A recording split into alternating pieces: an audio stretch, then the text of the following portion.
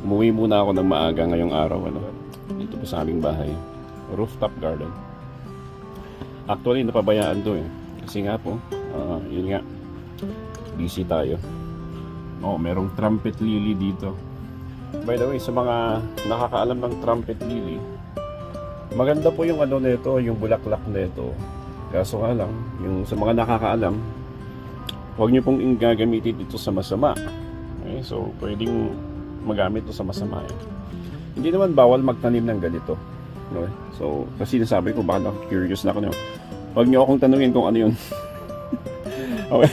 At ito, meron tayong mga ito. Ito, galing ng Malaysia. Pero, nakita ko meron to sa ibang lugar eh. So, probably, hindi lang kami ang nagdala. Okay. So, ito, napabayaan ng konti yung garden dito sa bahay. Wala na rin yung fountain. Okay. So, yun po. Kanina pala lumindol, ano? At, kanina umuwi ako para i-check. Tignan ko kung walang problema. Eh, wala nang problema. Nandito po ako ngayon sa Ambyong. Okay. So, part pa rin ito ng Baguio. Umuwi ako na maaga. Pahinga muna.